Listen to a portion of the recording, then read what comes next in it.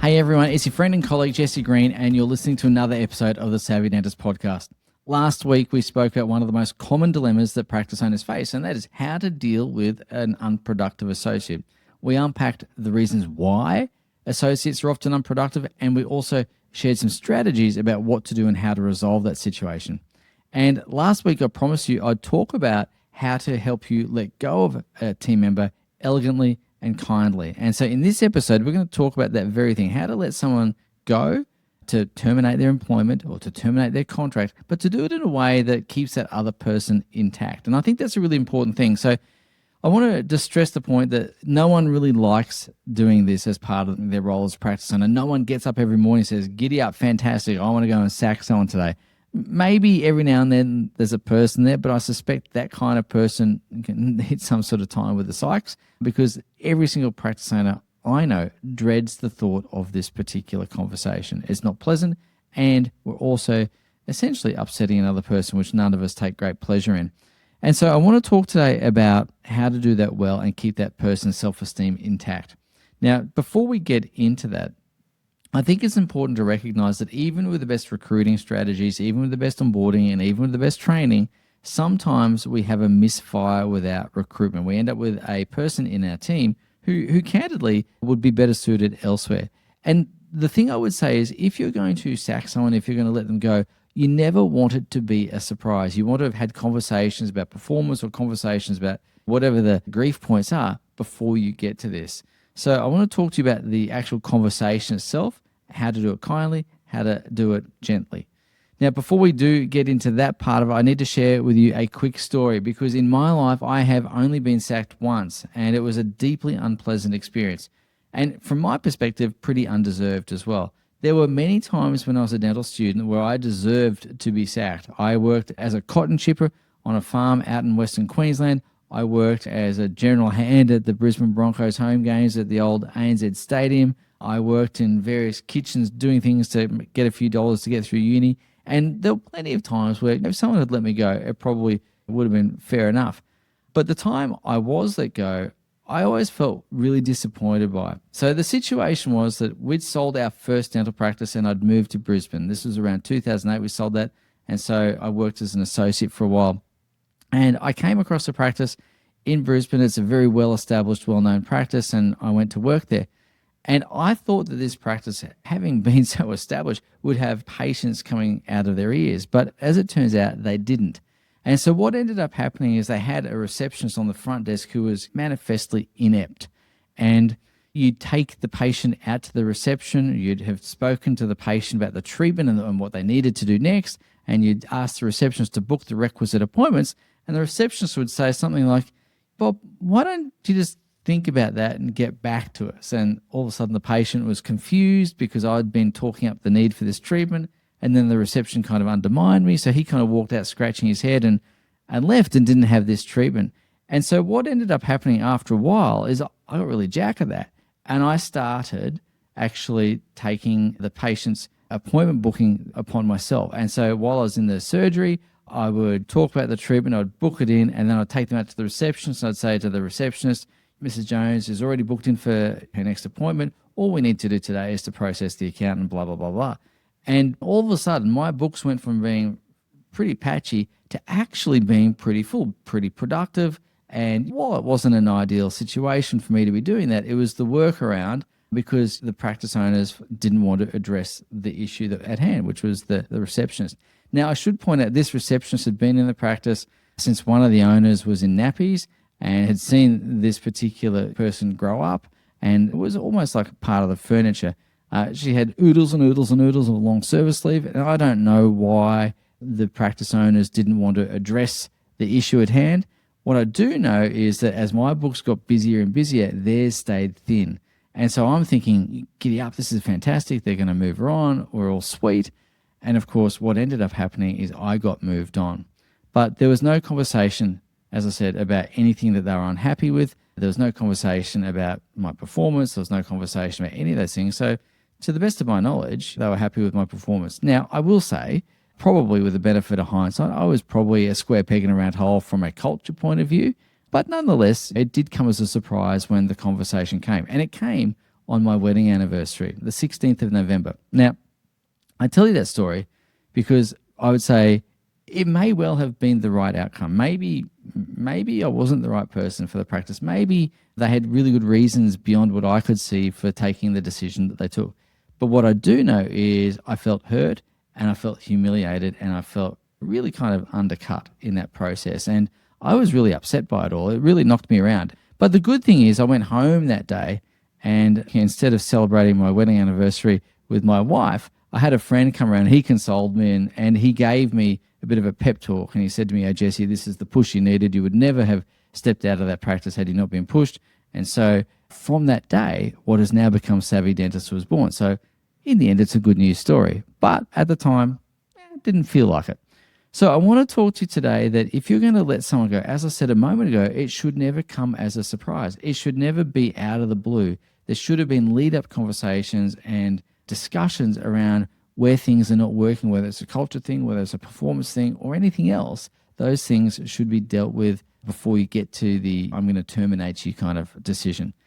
So let's just assume all of those things have occurred. Let's assume you've had conversations about performance or culture or whatever it is, and you've made the decision that it's time for this person to leave the practice, to find other opportunities.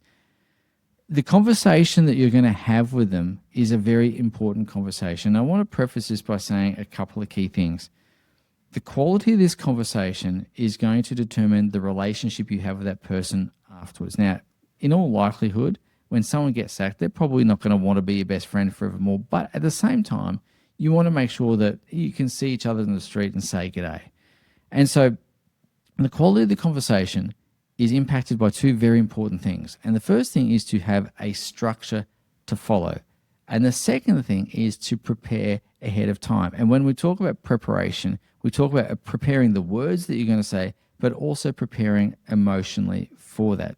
So I think it's really important that we talk about the preparation and the structure in a bit of detail. So from the structure point of view, I wrote a particular framework called the Decisive Release. It's designed to let someone go swiftly but kindly. And that came about because in over many, many years of coaching, people would always come to me and say, "I've got to sack this person. I've got to let this person go. How do I have that conversation?" And I would coach them through that conversation and we'd think about the outcomes, what each part of the conversation was designed to do, being intentional with our words, not saying more than we needed to, not saying less than we needed to, but also being really well prepared to go into what could be a difficult and tricky conversation. So I want to share with you briefly a framework I created here, which I've just printed out here. It's called the Decisive Release. And the Decisive Release has a couple of parts to it. It has a spoken part and it has an unspoken part. And what I think I'd like to do is just talk about a framework for a second and why frameworks are better than scripts. A framework is designed to give you a structure to follow, but give you conversational flexibility to know where and how to deviate from a script. Okay, it gives you the same outcome, but with flexibility. The problem with scripts, of course, is they're so rigid that if the other person on the end of the conversation deviates a little bit, it throws the whole thing out. So a framework will give you both structure and flexibility so you get to your outcome while having a natural conversation without it being forced. Okay, now, when we talk about the structure here, this is what I call a 6-box framework. So each of these boxes, it represents a part of the conversation. And each part of the conversation or each box on the framework has an intention behind it. There's a reason for what we're doing here, and we're being deliberate and intentional. So the very first part of a conversation would be to pre-frame the conversation. Please understand that if you want to control a conversation, it's important that you set the frame for the conversation. And that's different to dominating a conversation. If you want to dominate a conversation, you just keep talking all day, right? But a pre-frame is what sets the parameters of the conversations. It sets the rules of engagement. And so when you want to have this conversation, the first thing you want to do is to pre-frame the conversation. And you might say, look, the purpose of this conversation is to reflect on how you're going in the practice and your performance in your role. Okay? So it's something like that. You're just setting what's happening. The second element of the framework, or the second box on the framework, is to review how things have been going.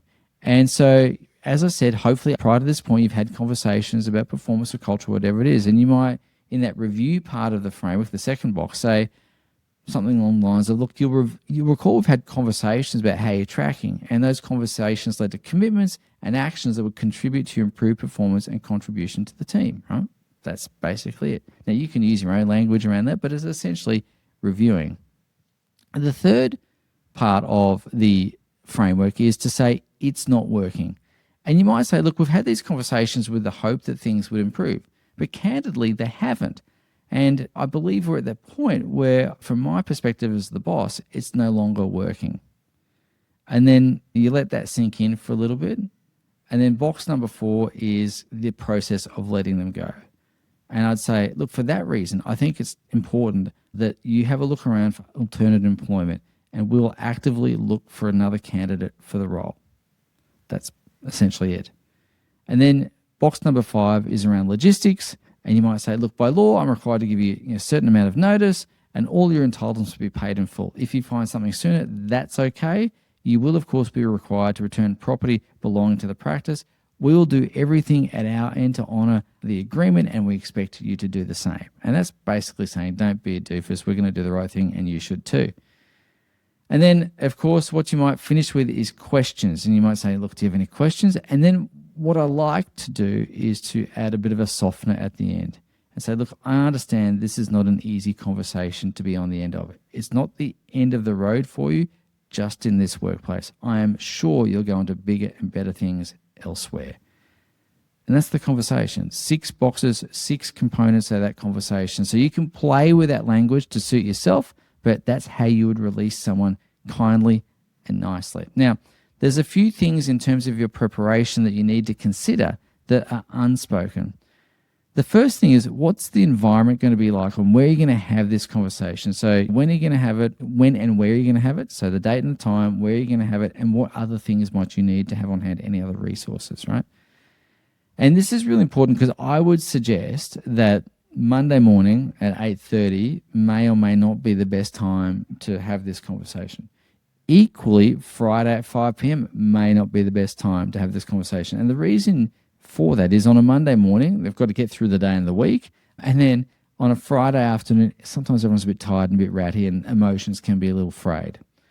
And that leads me to the second unspoken thing to prepare. And that is what emotions and triggers may come up for them or for you. And what I mean by that is sometimes when this conversation unfolds, the other person understandably can get emotional. And sometimes in the heat of the moment, they can say things they don't mean or say things that are hurtful. And it's very important that you don't react to that. It's very important that you don't pour petrol on a fire or respond in a way that is going to inflame tensions. Okay. So again, understand what emotions might come up for them. If you anticipate that ahead of time, if you know the person, there could be some disappointment, there could be some tears, there might be some anger. What might I encounter? And then equally, what might come up that triggers a reaction in me that I just need to kind of acknowledge that when it comes up and go, there it is, and let it go. And finally, of course, you need to be across your legals. You need to understand what the contract looks like. You need to make sure you're honouring any notice periods. You need to make sure you're remaining compliant with the fair work provisions or whatever provisions that are in place in your jurisdiction. And you need to make sure that at all times you're obeying all the relevant legislation and laws about dismissal. Okay, so again, make sure you're on solid ground before you go into that. Every time I need to have a difficult conversation, every time, not even a dismissal conversation, I always check with my employment lawyer. Always. I never go into a conversation not knowing where I stand legally. And so that's a really important thing for you to consider as well. So in this particular episode, we hope that we never need to use this framework. But the reality is at some point, if you're in business long enough, you're going to need this. So remember the decisive release. Remember the 6 boxes of the spoken part of the framework, and remember the 3 boxes of the unspoken part of the framework. And if you need it, it's there for you so that if someone does need to be let go, you can do it in the best possible way so that you're being as kind and as gentle and as respectful as you can, so that no matter what their reaction is, you can walk away with your head held high knowing you have done everything you can to make that as good as it possibly could be. In next week's episode, I'm going to share with you some of the experiences I had in the Navy. I want to talk to you about why your team is just like a Navy ship. So tune in next week. You're not going to want to miss that. And I look forward to seeing you then. Bye now. Hey everyone, it's Jesse here. I hope you enjoyed that episode of the podcast. If you're looking for some more tools, some more insights, some more inspiration to help you create a practice that you love, as well as a life that you love, well, head across to savvydentist.com and check out all the goodies that we have there waiting for you right now.